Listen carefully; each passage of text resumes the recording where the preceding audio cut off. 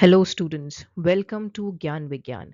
Diagrams are one of the most scoring sections in CBSE science, but the problem is practice planned नहीं होती. इसीलिए ज्ञान विज्ञान mission CBSE 2026 के under मैं आपके लिए लेकर आई हूँ 15-day diagram mastery self practice plan.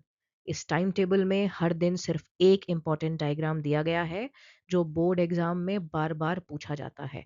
Life processes से लेकर रिप्रोडक्शन, लाइट, ह्यूमन आई और केमिस्ट्री तक सब high priority diagrams systematically arranged हैं.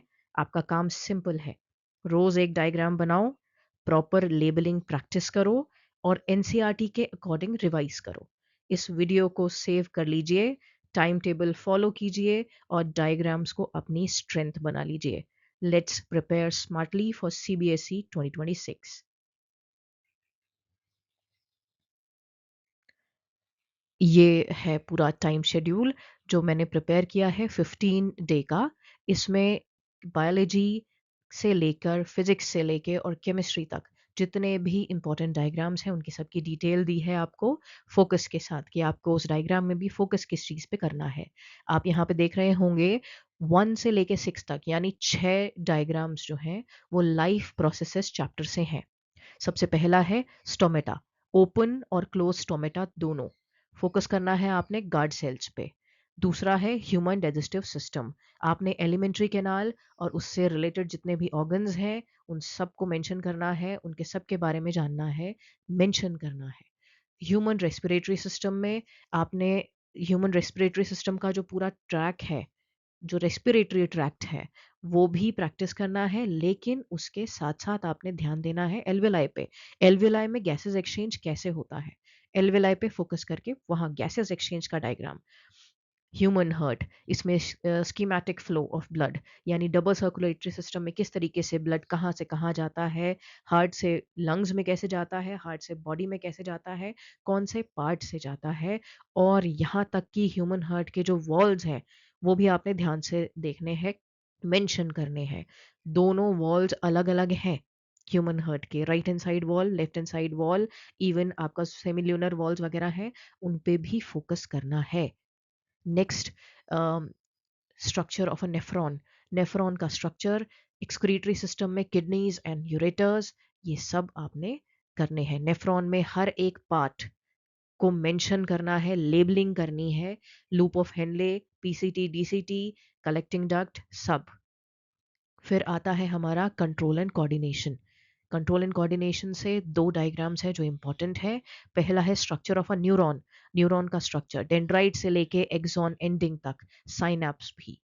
फिर आता है रिफ्लेक्स आर्क. रिफ्लेक्स आर्क बहुत इंपॉर्टेंट है, काफी बार पूछा जाता है. रिसेप्टर से लेके इफेक्टर तक हमारा जो स्टिमुलस है वो कहाँ से कहाँ ट्रैवल करता है वो आपने सब मेंशन करना है. फिर रिप्रोडक्शन है. रिप्रोडक्शन से तीन इंपॉर्टेंट डायग्राम्स हैं. सबसे पहला है फ्लावर का लॉन्गिट्यूडनल सेक्शन. दूसरा है germination of pollen on stigma. Stigma पे पॉलन ग्रेन कैसे जर्मिनेट करता है. ठीक है, ये डायग्राम बनाने के लिए भी आ सकता है और बना हुआ डायग्राम भी आ सकता है जिसमें आपसे डिटेल पूछी जाएगी कि बताइए कहाँ पे पॉलन ट्यूब है, आपने उसमें मेंशन करना है पॉलन ग्रेन कहाँ है, पॉलन ट्यूब कहाँ है, जर्मिनेटिंग पॉलन ट्यूब. ठीक है, सब चीजें. फिर आपका आता है ह्यूमन मेल और फीमेल रिप्रोडक्टिव सिस्टम. इस पे भी आपने ध्यान देना है. लाइट से दो रे डायग्राम्स. रे डायग्राम्स, मिरर में आपने फोकस करना है कॉनकेव मिरर पे और लेंस में आपने फोकस करना है कॉन्वेक्स लेंस में. ठीक है, और यूसेज तो आपने, जैसे मैंने पहले वीडियोस में बताया है, यूसेज तो आपने सबकी याद करनी है. ठीक है, कॉनकेव मिरर के रे डायग्राम में आपने फोकस करना है जब ऑब्जेक्ट सी पे होगा, सेंटर ऑफ कर्वेचर पे होगा, और जब ऑब्जेक्ट पोल और फोकस के बीच में होगा उस पे आप स्पेशल फोकस कीजिए. कॉन्वेक्स लेंस में आपने फोकस करना है जब ऑब्जेक्ट 2F पे होगा, सेकंड फोकस पे होगा, और जब ऑब्जेक्ट फोकस और ऑप्टिकल सेंटर के बीच में होगा. ठीक है, इन पे आपने फोकस करना है. ह्यूमन आई. ह्यूमन आई में आपने, क्योंकि ह्यूमन आई का जो डायग्राम है वो तो हमारे पास छोटी क्लासेस में भी आता है तो वो तो आपको आता ही होगा बनाना, लेकिन इसमें जो आपने फोकस करना है वो है मायोपिक आई. पहले आपने दिखानी है मायोपिक आई, फिर आपने दिखाना है कि करेक्टिव लेंस यूज करके किस तरीके से जो हमारा इमेज है वो रेटिना पे बन रही है, यानी करेक्शन.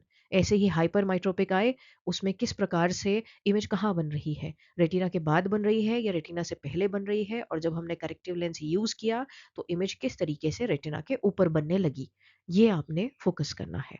केमिस्ट्री में आपने इलेक्ट्रोलाइटिक रिफाइनिंग ऑफ कॉपर पे फोकस करना है। ठीक है, इलेक्ट्रोलाइटिक रिफाइनिंग कॉपर की।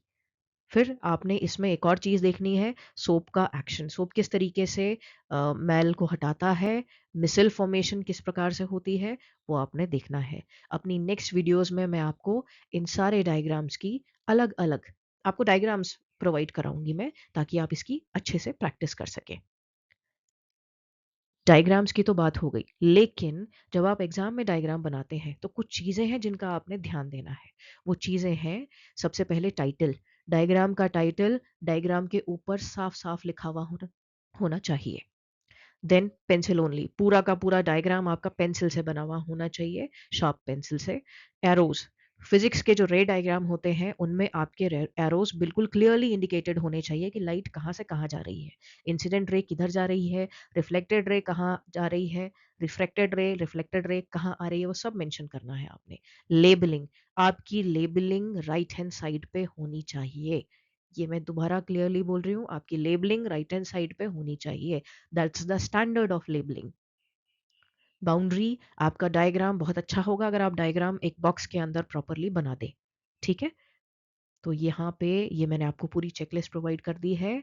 All the very best for your exam. अगर आपको वीडियो अच्छा लगा हो तो लाइक शेयर एंड सब्सक्राइब कीजिए ज्ञान विज्ञान।